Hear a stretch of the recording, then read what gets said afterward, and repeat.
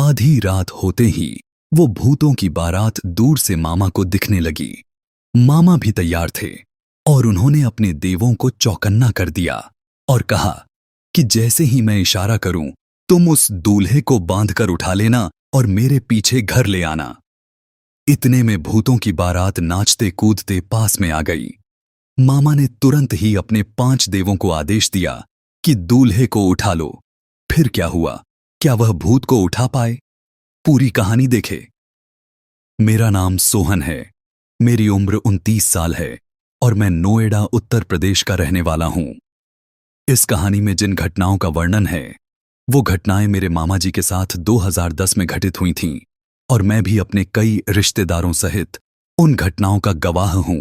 मेरे मामा जी जिनका नाम कुंदन था और उनकी उम्र 2010 में 32 साल थी, उनकी शादी हो चुकी थी और उनका एक 3 साल का बेटा भी था। मेरे मामा अलीगढ़ उत्तर प्रदेश में रहते थे। उनका नाम कुंदन था। कुंदन मामा बेरोजगार थे, मगर कभी जब उनका मन करता तो वो नाना जी का खेती में हाथ बटा दिया करते थे। कुंदन मामा का भूत, प्रेत, चुड़ैल और ऐसी काली शक्तियों से काफी आकर्षण था और इसलिए वो ऊपरी शक्तियों का इलाज करने के लिए भगत बने थे। दोस्तों, आपको बता दूं कि भगत उस इंसान को कहते हैं जो भूत प्रेतों और काला जादू का ज्ञानी हो। कुंदन मामा को भगत बने 6 महीने भी नहीं हुए थे और उन्होंने मुसीबत मोल लेनी शुरू कर दी थी। दरअसल कुंदन मामा अपनी शादी से पहले एक लड़की से प्यार करते थे, मगर एक ही गांव का होने की वजह से दोनों की शादी नहीं हो सकती थी। इसलिए उस लड़की की शादी कहीं और करा दी गई और मामा ने मामी से शादी कर ली। मगर इतने साल शादी को गुजरने के बाद भी वो उस लड़की को भुला नहीं पाए थे। फिर एक दिन उनको अचानक उस लड़की की मौत की खबर मिली, जिसको सुनकर मामा को बहुत जोर का झटका लगा और वो सोचने लगे कि हम जीते जी एक ना हो सके तो क्या हुआ। अब मैं भगत बन ही चुका हूं तो मैं उसकी आत्मा तो अपने साथ रखूंगा। उस लड़की की शादी दूसरे गांव में हुई थी तो उसके सारे अंतिम संस्कार ससुराल से ही होने थे। मामा 2 दिनों बाद उस लड़की के कोई रिश्तेदार बनकर उस लड़की की ससुराल पहुंच गए।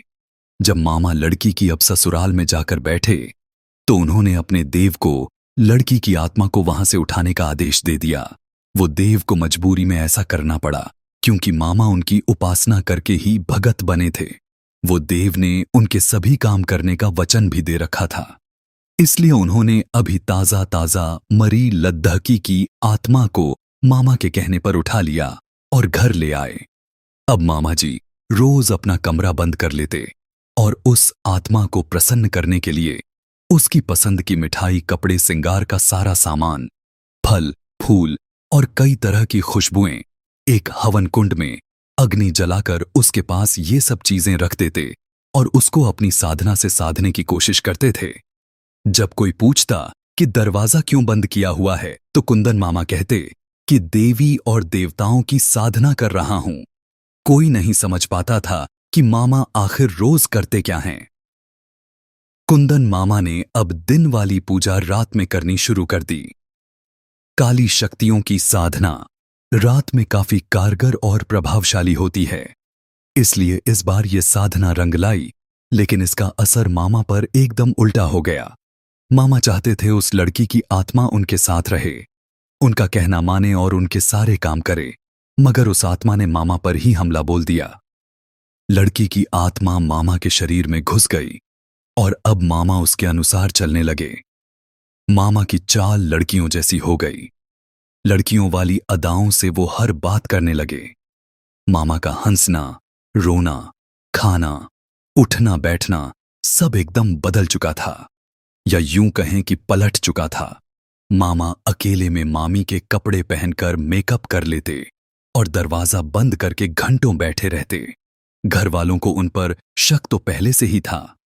फिर एक दिन मामा दरवाजा बंद करना भूल गए, जिससे उस दिन नानी एकदम कमरे में आ गईं और मेरी नानी ने उनको लड़कियों की तरह सजा धजा देख लिया। पहले तो नानी ने मामा को डंडे से काफी मार लगाई, फिर उन्होंने मामा के गुरुजी को उसी दिन घर बुला लिया। इन्हीं गुरुजी ने कुंदन मामा को भगत बनाया था। गुरुजी ने उनको देखा और कुछ भभूत उसके माथे पर मली। तो वो लड़की की आत्मा मामा के सर आई और उस लड़की की आत्मा ने ही कुंदन मामा की ये सब तिगड़म सबको बताई कि कैसे इसने मेरी आत्मा को ससुराल से उठाकर पूज लिया और ये सब उसका ही नतीजा है।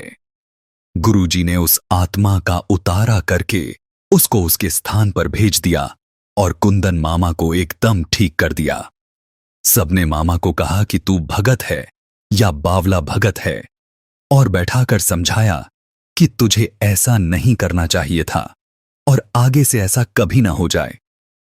लेकिन बावला भगत कहलाने वाले कुंदन मामा के दिमाग में खुराफात चलती रहती थी और यही उनका स्वभाव भी था।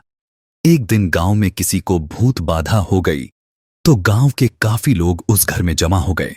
जिस लड़के पर वो साया था वो अपने घर के आंगन में अपने सारे कपड़े फाड़कर खेल रहा था और उसको रोकने के लिए आसपास के कई बड़े भगतों और ओझाओं को उस लड़के के परिवार ने बुला रखा था।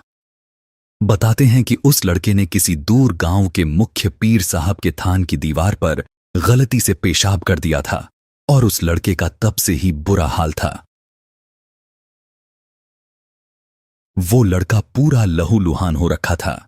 उस लड़के का चेहरा और शरीर ऐसा लग रहा था मानो कभी भी फट जाएगा।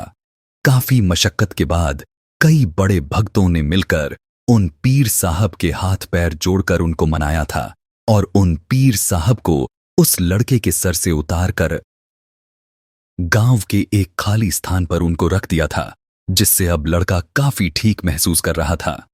इस इलाज के पूरा होते हुए रात के 3 बज चुके थे तो सब अपने घर चले गए।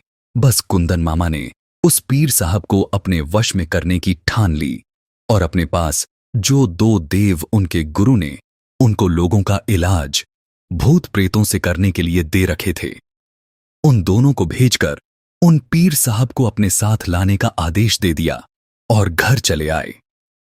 कुछ देर बाद जब मामा सो गए तो वो पीर साहब देवों की पकड़ से निकल गए और पीर साहब ने मामा को उनकी खाट पर उल्टा करके उनके दोनों हाथ कमर के पीछे बांध दिए और उनके ऊपर बैठ गए। मामा अपने पास लेटी मामी को जोर से आवाज देते रहे, मगर उनकी आवाज की जगह एक कोयल की कूह कूह की आवाज ही निकल रही थी।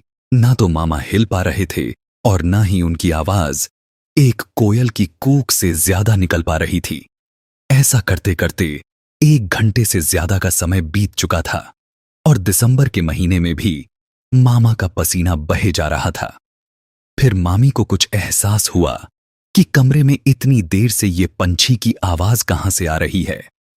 तब जाकर उनकी आंखें खुलीं और उन्होंने जैसे ही लाइट जलाई और मामा से पूछा, क्या हुआ जी, ऐसे क्यों कर रहे हो? कुंदन मामा तपाक से खाट से कूदकर जमीन पर जोर जोर से सर हिलाकर खेलने लगे। उन्होंने अपनी दोनों कोहनियां जमीन में मार मार कर गड्ढे कर दिए। उनके मुंह से आवाज निकलने की कोशिश में लगातार लार बहे जा रही थी और उनकी आंखें फटने को हो गई थीं। ये मंजर देखकर मामा जी इतनी तेज चिल्लाई कि पूरा घर उठकर मामा के कमरे में आ गया, मगर मामा का खेलना बंद नहीं हुआ। जिसने भी उनको रोकना चाहा उन सबको मामा ने घायल कर दिया। इतने में नाना ने मामा के ऊपर थोड़ा गंगाजल छिड़क दिया, जिससे उनका गुस्सा थोड़ा धीमे हुआ। फिर सबने उनको पकड़कर गंगाजल पिला दिया, जिससे वो अपने होश गंवाकर वहीं जमीन पर गिर गए और फिर उनको उठाकर खाट पर लेटाया गया। सुबह के 5:30 बज चुके थे। नाना ने नानी से कुंदन मामा के गुरु को बुलाने को कहा। कुछ देर बाद ही मामा के गुरुजी ने आकर सब कुछ देखने और सारी बातें सुनने के बाद पीर साहब वाली बात बता दी। कहा कि कैसे कुंदन की बेवकूफी की वजह से आज कुंदन की जान भी जा सकती है। पीर साहब जैसी शक्ति को कोई बंधी नहीं बना सकता और इसने सब जानते हुए भी ये दुस्साहस और मूर्खता की है। मैं कोशिश करके देख लेता हूं, मगर ये अब उन पीर साहब की मर्जी पर है कि वो कुंदन की जान बख्शेंगे अथवा या नहीं। कुंदन मामा अपने कमरे में अपनी खाट पर ऐसे पड़े थे मानो कोई कौमा में चला गया हो। चढ़ी हुई आंखें तो थोड़ी खुली थीं, मगर बाकी शरीर अकड़ा हुआ था। गुरुजी के कहने से पीर साहब के लिए एक हरी फूलों की चादर, कई अगरबत्ती के पैकेट्स, बताशे, गुलदाने, कुछ इत्र की शीशियां और भी कई सारा सामान लेकर कुंदन मामा पर से उतारा गया। गुरुजी ने कुंदन मामा में अपने मंत्रों द्वारा फिर से पीर साहब को बुला लिया। फिर से कुंदन मामा जमीन पर जोर जोर से सर हिलाकर खेलने लगे। जब कुंदन मामा खेल रहे थे तो गुरुजी सहित सब लोग पीर साहब के आगे हाथ जोड़कर खड़े थे। गुरुजी ने कहा, हे पीर बादशाह, इस नादान इंसान से बड़ी भूल हो गई है जिसके लिए हम सब शर्मिंदा हैं। इसके छोटे बच्चे हैं। पीर बादशाह, कृपया करके इसको क्षमा कर दीजिए। हम सब हाथ जोड़कर माफी मांग रहे हैं और हमने आपकी भेंट भी आपको चढ़ाने के लिए तैयार की हुई है। इसकी गलती हम मान रहे हैं और ये भी जब होश में आएगा तो आपकी चौखट पर नाक रगड़कर माफी मांगेगा।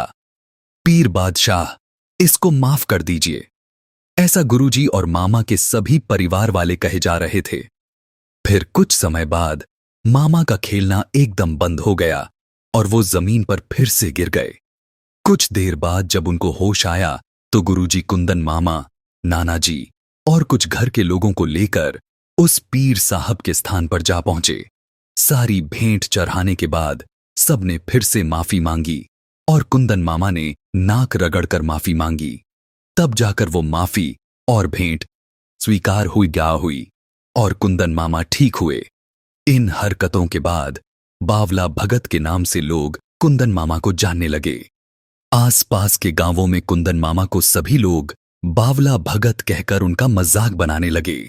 लोग बावला भगत के किस्से सुनकर और सुनाकर बहुत हंसी ठिठोली करते थे। बावला भगत तो जैसे मस्खरों का पसंदीदा विषय बनकर रह गया था। घर वाले भी कुंदन मामा से परेशान रहने लगे और कहने लगे थे कि हमने तो इसको भगत बनाया था, मगर यह न जाने कहां से बावला भगत बन गया।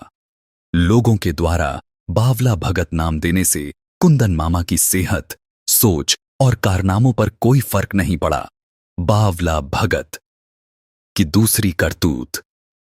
जैसा मैं पहले ही बता चुका हूं कि कुंदन मामा का दिमाग कितना खुराफाती था, तो कुछ दिनों तक तो वो लोगों, घर वालों और गुरुजी की शर्म से चुप बैठे रहे, एकदम सही चलते रहे। मगर जो शांति से बैठ जाए वो खुराफाती ही क्या, और वो बावला भगत कैसा। कुंदन मामा के बारे में मैं बता चुका हूं कि वो कामकाज तो कुछ करते नहीं थे, तो पूरे दिन कभी यहां बैठे कभी वहां बैठे ऐसे ही दिन निकाल देते थे और गांव की हर बात, हर चीज पर उनकी नजर रहती थी। तो हुआ ऐसा कि एक दिन मामा गांव के बुजुर्गों के साथ ताश खेल रहे थे, तो किसी ताऊ ने कल रात की बात छेड़ दी कि यार, मैं रात को अपने खेतों में पानी चलाने गया था तो वहां से भूतों की बारात निकल रही थी। ऐसा होता देख मैं तो घर आ गया। ऐसा सुनकर कुंदन मामा के कान खड़े हो गए और उनका मन रोमांच से भर गया। मामा ने उत्सुकतापूर्वक पूछा कि वो बारात कहां से जा रही थी और कहां से आई होगी। इस पर उस बूढ़े ताऊ ने जवाब दिया कि हम तो अपने पिताजी से सुनते आ रहे थे कि पास वाले जंगल में जो कुआं है उसके पास से वो बारात निकलती है, जिसमें ढोल, बैंड बाजा और बाराती होते हैं और बाकायदा एक सफेद घोड़ी पर फूलों का सेहरा पहने एक दूल्हा भी होता है। उस दूल्हे को उन भूतों का सरदार बताया जाता है और वो सबसे ताकतवर और अखतरनाक होता है। आगे ताऊ ने बताया कि पिताजी और गांव वालों से इतने सालों से ये सब सुनते ही आ रहे थे, मगर कल रात देख भी लिया। पहले तो मुझे वो सामान्य सी ही बारात लगी, मगर जैसे ही मैं पास जाने लगा तो मुझे शक हुआ, क्योंकि जितना मैं उस बारात के पास जा रहा था मुझे मुर्दा सड़ने की बदबू तेजी से आती जा रही थी और पास जाने से वो गंदी बदबू बढ़ रही थी। दूसरा, वो बारात सड़क की जगह खेतों में होकर काली नहर के शमशान की तरफ जा रही थी और आगे रास्ता बंद होने के बाद भी वो बिना रुके और मुड़े आगे बढ़ती जा रही थी। फिर एकदम से मुझे मेरे पिताजी की वो भूतों की बारात हर अमावस की काली रात को निकलने वाली बात याद आई, तो मेरे दिमाग में एकदम से आ गया कि आज तो वही अमावस की काली रात है। फिर मैं बिना देर किए वहां से जोर से बजरंगबली का नाम जपते हुए भाग आया और घर आकर ही सांस ली। ऐसा हर महीने अमावस की काली रात में होता है। आधी रात के बाद ही ये बारात निकलती है, ऐसा अब मुझे यकीन हो गया है। बस फिर क्या था। कुंदन मामा ने सोचा कि वो दूल्हा जो भूतों का सरदार है, इतनी बड़ी और ताकतवर शक्ति अगर मेरे पास आ जाए तो मैं सब कुछ कर सकता हूं। इसलिए कुंदन मामा के खुराफाती दिमाग ने ठान लिया कि अब तो इस बारात में जाना है और भूतों के सरदार यानी कि दूल्हे राजा को उठाकर ही लाना है, वरना मेरा नाम कुंदन भगत नहीं। 1 महीना मामा ने बिना किसी को भनक पड़े भूतों की बारात से उनके दूल्हे राजा को उड़ाने की तैयारियों में गुजार दिया और कुछ और कठोर सिद्धियां करके 3 और देवों को प्रसन्न कर लिया। अब मामा के पास नए 3 देव थे और पुराने 2 देव थे, तो कुल मिलाकर अब कुंदन मामा के पास 5 देव थे जिनसे उनको अमावस की रात में काम लेना था। अमावस की रात में मामा उसी ताऊ के खेत के पास पहुंच गए जहां उन्होंने बताया था। वहां काफी सारा टोटके, बलि और साधना का सामान लेकर छुपकर बैठ गए। वहां उन्होंने अपने 5 देवों को प्रसन्न करने के लिए कुछ मंत्र पढ़े। उन देवों की साधना की सभी सामग्री रखकर, उनका चढ़ावा देकर, सबका नाम लेकर एक मुर्गे की बलि दे डाली और साथ में शराब चढ़ाकर सभी 5 देवों को प्रसन्न करने की सारी प्रक्रिया पूरी कर दी। आधी रात होते ही वो भूतों की बारात दूर से मामा को दिखने लगी। मामा भी तैयार थे और उन्होंने अपने देवों को चौकन्ना कर दिया और कहा कि जैसे ही मैं इशारा करूं, तुम उस दूल्हे को बांधकर उठा लेना और मेरे पीछे घर ले आना। इतने में भूतों की बारात नाचते कूदते पास में आ गई। मामा ने तुरंत ही अपने 5 देवों को आदेश दिया कि दूल्हे को उठा लो और मामा वहां से तेजी से भागते हुए घर आ गए। पंचदेवों की शक्ति असीम थी, इसलिए उन्होंने बिना देर किए ऐसा ही किया। जब मामा घर आए तो सब सोए हुए थे।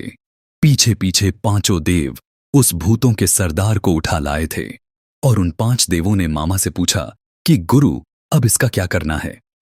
तो मामा ने कहा कि इस दूल्हे को अपने पास सुबह तक पकड़कर कैद में रखो, बाकी क्या करना है वो सुबह बताता हूं।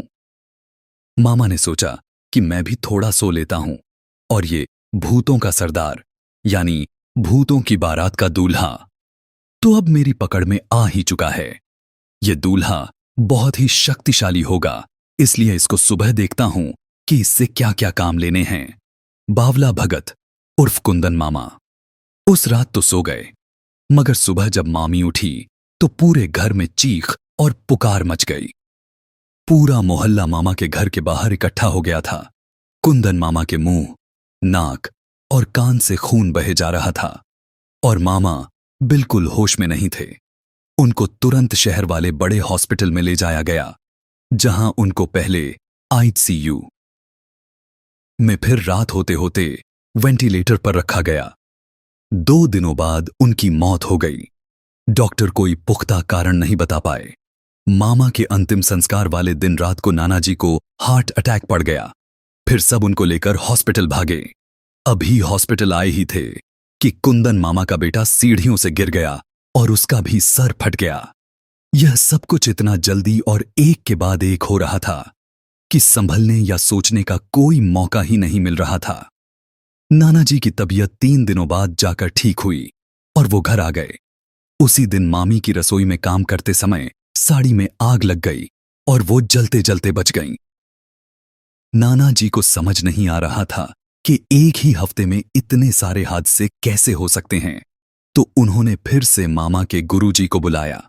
अगले दिन गुरुजी आए और पूरे घर का मुआयना करके उन्होंने पहले ध्यान लगाया, फिर उस घर के कुल देवता और मामा के 2 देव जो गुरुजी ने मामा को देकर उनको भगत बनाया था, उनसे संपर्क किया तो वहां से उनको जो जानकारी मिली जिससे गुरुजी के होशो हवास उड़ गए। गुरुजी को ठिकोन टिकड़ी अपना ध्यान तोड़कर नाना जी के पास जाकर बैठ गए और कहने लगे कि बाऊजी, आप सब लोगों को ये घर अब भी खाली करना पड़ेगा। इस घर में अभी एक मौत हुई है मगर अभी और कई मौतें होने के आसार बन गए हैं। नाना जी ने गुरुजी से कहा कि गुरुजी, जो कहना है खुलकर बताओ। हम पहले ही डरे हुए हैं और हमें मत डराओ। बात क्या है? वो साफ शब्दों में बता दो।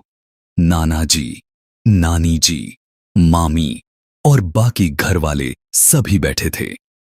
उन सभी के सामने गुरुजी ने बोलना शुरू किया कि मुझे देवों से संपर्क करके अभी पता चला है कि कुंदन जिस दिन हॉस्पिटल गया, उससे पहले वाली रात यानी अमावस की रात में कुंदन ने जो भूतों की बारात आपके इस गांव से होकर जाती है, उसके पास जाकर अपने देवों की शक्ति से देवों का भोग और चढ़ावा देकर और उनको प्रसन्न करके उस भूतों की बारात का दूल्हा यानी कि उनका सरदार उन देवों से उठवा लिया और घर ले आया। कुंदन नहीं जानता था आगे क्या होगा, इसलिए वो सो गया और उन भूतों का सरदार देवों की गिरफ्त में ही रह गया। कुंदन के सोते ही भूतों की बारात ने आपके इस घर पर हमला कर दिया और कुंदन को उसी समय लगभग मार ही डाला। कुंदन के मरने के बाद भी इस घर में कितने हादसे हुए ये उन्होंने ही करवाए हैं। अब दिक्कत ये है कि उनका सरदार देवों के कब्जे में है और उस सरदार को छुड़ाने के लिए उस भूतों की बारात ने इस घर में डेरा डाल लिया है। जब तक उनका सरदार उन देवों की पकड़ से नहीं छूट जाता, तब तक वो इस घर से नहीं जाएंगे। और उनकी ये चेतावनी है कि अगर उनका सरदार अगले 2 दिनों में नहीं छोड़ा गया तो वो इस घर को शमशान बना देंगे। सभी लोग बहुत ज्यादा डर गए। नाना जी ने गुरुजी से कहा, हम अभी ये घर खाली कर रहे हैं, तुम आज से ही अपना इलाज शुरू कर दो। इस पर गुरुजी ने कहा कि सुनिए, ये अब मेरी अक्षमता से बाहर की बात हो गई है, मैं ये इलाज नहीं कर पाऊंगा। इससे मेरी और मेरे परिवार की जान को खतरा है। यह सुनकर नाना जी निराश हो गए और गुरुजी के आगे हाथ जोड़कर खड़े हो गए और बोले कि मैं बीमार बूढ़ा व्यक्ति इतनी जल्दी इतना काबिल इंसान कहां से लाऊंगा? अगर तुमने साथ नहीं दिया तो मेरा तो बचा हुआ परिवार भी खत्म हो जाएगा। और ऐसा कहकर नाना जी रोने लगे, जिससे गुरुजी को दया आ गई और उन्होंने अपने गुरु से इस बारे में बात करके कहा कि हमारी किस्मत बहुत अच्छी है कि मेरे महागुरु ने हां कर दी है। वो बहुत ही ज्ञानी व्यक्ति हैं और उन्होंने इंद्रजाल, तंत्र, मंत्र और साधना की पुस्तक भी पढ़ा हुआ है। उन्होंने इस घर का इलाज करने के लिए हां भर दी है, तो मुझे पूरा विश्वास है कि वो भूतों की बारात यहां से जल्द ही रवाना हो जाएगी। बस आप लोग जल्दी से इस घर को अब भी खाली कर दीजिए। नाना जी जल्दी ही सबको लेकर वहां से निकल गए और पास में उसी गांव में अपने भाई के घर चले गए। गुरुजी नाना जी से पैसे लेकर अपने महागुरु का बताया हुआ सभी सामान और एक जीवित बकरा लेकर उस घर में पहुंच गए। गुरुजी के साथ महागुरु और नाना जी भी वहां आ चुके थे। शाम के 8 बजे का समय हो चुका था। महागुरु ने सभी सामान और सामग्री रखकर साधना शुरू कर दी। गुरुजी, नाना जी और महागुरु उस घर में बस 3 ही लोग मौजूद थे। कुछ देर बाद पहले तो महागुरु ने उन 5 देवों को बुलाकर उनको चढ़ावा देने के बाद उस भूतों के सरदार को उनसे छुड़ाया गया। फिर उस भूतों की बारात को अपने मंत्रों की शक्ति से उस घर के आंगन में ही इकट्ठा कर दिया। पूरे घर में मुर्दा सड़ने की बदबू फैल गई थी और तीनों लोग जो वहां बैठे थे सबके कानों में उस भूतों की बारात की गुस्से से चीखने की आवाजें आ रही थीं। फिर महागुरु उस भूतों के सरदार से बात करने लगे और बोले, अब तुझे मैं आजाद कर रहा हूं। तुझे कुंदन ने कैद कर लिया था। बदले में तेरे बारातियों ने उसको बेरहमी से मार दिया और तुम सबका बदला अब पूरा हो गया है। अब इस घर और इसमें रहने वाले परिवार को छोड़कर चले जाओ। मैं तुम्हें तुम्हारी बारात के साथ भेज रहा हूं। बस जाने से पहले मुझे एक वचन देना होगा कि तुम लौटकर न तो इस घर में और न ही इस परिवार के किसी सदस्य के जीवन में वापस आओगे। वो तीनों नमक और हल्दी से बने सुरक्षा घेरे में बैठे थे। भूतों की बारात उन तीनों पर हमला करने की बहुत कोशिश कर रही थी, मगर उस सुरक्षा घेरे की वजह से वो सब उन तीनों पर वार करने में असमर्थ थे। भूतों के सरदार को मनाने में उस रात 9 बजे से रात का 1 बज गया, तब जाकर वो माना। मगर उसने कहा, मेरी एक मांग है, अगर वो पूरी नहीं होगी तो हम यहां से कभी भी नहीं जाएंगे। भूतों के सरदार की वो मांग सुनकर गुरुजी और नाना जी क्या महागुरु तक हिल गए। उस भूतों के सरदार की मांग थी कि मुझे और मेरे साथियों को एक नर बलि चाहिए, और वो भी इसी घर के सदस्य की, तब जाकर हम यहां से हमेशा के लिए जाएंगे। गुरुजी और नानाजी तो सदमे में चले गए कि ये मांग तो पूरी हो नहीं सकती, फिर आगे क्या होगा। मगर महागुरु ने काफी पहले ही इसका उपाय सोच रखा था। महागुरु ने कहा कि ये मांग नहीं मानी जाएगी, और मैं अभी एक ऐसी साधना करूंगा कि सरदार सहित भूतों की सारी बारात यहीं भस्म कर दूंगा। मगर मैं मानता हूं कि तुम्हारी गलती नहीं थी, इसलिए मैं तुम्हें नरबली की जगह इस बकरे की बलि देकर तुम्हारी मांग पूरी कर दूंगा। बताओ अगर तुम राजी हो तो, वरना अभी साधना करके तुम सबको भस्म करता हूं। महागुरु की महामहिमा के आगे वो भूतों का सरदार और उसकी बारात सब झुक गए, और फिर जल्दी से महागुरु ने बकरे की बलि देकर सभी सामग्री से उस घर का उतारा किया, और बकरे का शरीर, 1 बोतल शराब और उतारे वाली सामग्री को गुरुजी ने उठाया और अपनी जान जोखिम में डालकर उसी काली नहर वाले शमशान पर इन सभी वस्तुओं को छोड़ दिया, जहां तक उनकी बारात जाती थी। और अंत में उस भूतों की बारात ने हमारे नाना जी का घर छोड़ दिया।